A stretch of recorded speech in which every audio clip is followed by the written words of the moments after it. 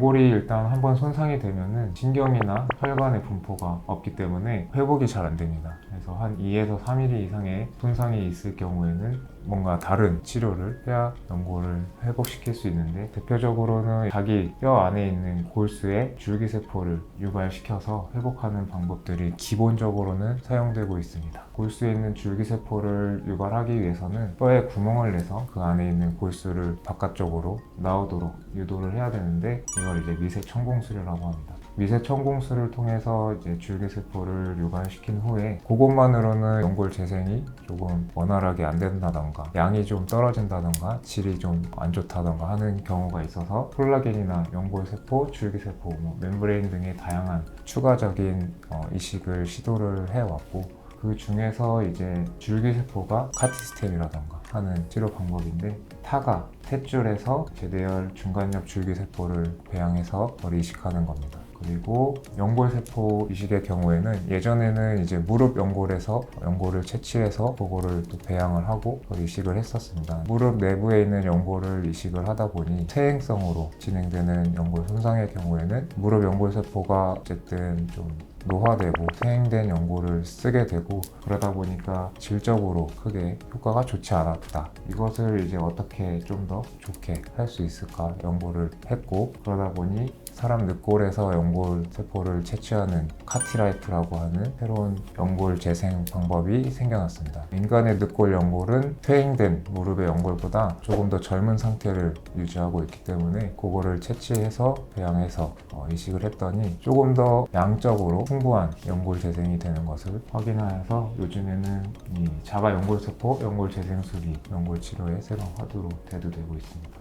하지만 다양한 연골 재생 방법들을 시도할 때는 환자의 나이나 연골의 질, 두께, 아니면 현재 상황 등을 좀 고려해서 적절한 치료를 선택해야 될 필요가 있겠습니다.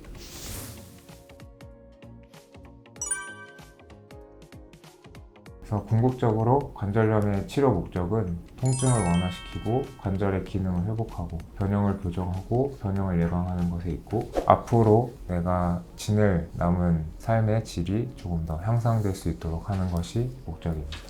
치료 방법에는 나이나 현재 상황에 따라서 비수술적 치료를 통해 시작을 하게 됩니다. 그러다가 이제 수술적 치료를 생각을 하게 되는데, 나이가 좀 젊고 지금 당장 본인이 가지고 있는 연골이나 연골판 등의 관절 등을 조금 더 보호하고 사용해 보고자 할 때는 근위경골 절골술 등의 정렬을 교정하고 그 안에 있는 내부 관절 상태를 호전시키는 방법을 사용을 하게 되고요. 나이가 조금 있고 지금 가지고 있는 연골이나 연골판 상태가 더 이상 회복이나 유지가 어려운 경우에 인공관절 반치환술이나 인공관절 전치환술 등의 수술을 선택하게 됩니다. 다리 정렬이 무엇이냐고 하면, 기본적으로 우리 무게 중심의 축은 무릎의 관절면을 이제 수평으로 그어봤을 때 무게 중심이 중앙에서 약간 바깥쪽을 지나가는 것이 가장 이상적인데요. 이것이 축이 무릎 안쪽으로 향해 있는 경우에는 내반슬이라고 해서 흔히 말해 오다리라고 하게 됩니다. 관절염에서 가장 흔한 변형을 보이는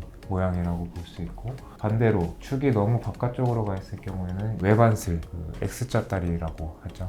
그래서 이런 경우에 어떤 문제가 생기냐면, 우리 무릎이 아까 말씀드렸던 무게 중심의 축이 중앙에서 약간의 바깥쪽을 지나갈 때 바깥쪽 연골판과 안쪽 연골판이 비슷하게 일을 해줘야 되는데, 무릎이 축이 오다리인 경우에는 이 무게 중심의 축이 안쪽에 있기 때문에 안쪽 연골만 일을 과도하게 하는 상황이 생기게 됩니다. 이런 상황에서 무릎을 구부렸다 폈다 쪼그렸다 일어났다 등산을 간다던가 체중 부하가 심하게 걸리는 활동들을 하게 되는 경우에 이 안쪽 연골판이나 연골의 퇴행이나 마모가 조금 더 빨리 진행될 수 있고, 젊은 나이에 관절염이 진행되는 원인이 되기도 합니다. 그래서 이제 아까 말씀드렸듯이 인공관절 하기 전에 본인의 연골이나 연골판 등을 좀 더 유지하고 사용을 해보고자 할 때 근위경골 절골술이라는 수술을 선택을 하게 되는데, 무릎의 축을 교정하여 무게중심이 너무 안쪽으로 쏠린 것을 약간의 바깥쪽으로 옮겨서 조금 더 균등하게 힘을 받고, 그동안 사용되지 않았던 바깥쪽 관절 부분들을 조금 더 사용을 하게 하는 수술이고, 이런 금속판을 통해서 뼈를 고정하기 때문에 수술하고 약간 통증이 있을 수 있습니다. 내가 쓸 수 있는 연골이나 연골판이 더 이상 남아있지 않고 이것을 보존하는 것이 장기적인 삶의 질에 크게 의미가 없다라고 판단이 되는 경우에 선택을 하지만, 그렇지 않은 경우에도 환자 상태에 따라서 인공관절 치환술을 선택하게 되는 경우가 있습니다. 인공관절 치환술의 궁극적인 목적은 내 연골을 지키자 이게 아니고, 앞으로 지금보다 더 편한 삶의 질을 유지할 수 있냐, 이것이 목적이 되겠고, 구부리고 펴고 하는 관절의 기능을 회복하고 통증을 완화하는 데 목적이 있습니다. 연골 세포의 치료나 관절염의 치료에 대한 자세한 영상은 따로 만들어서 올리도록 하겠습니다. 감사합니다.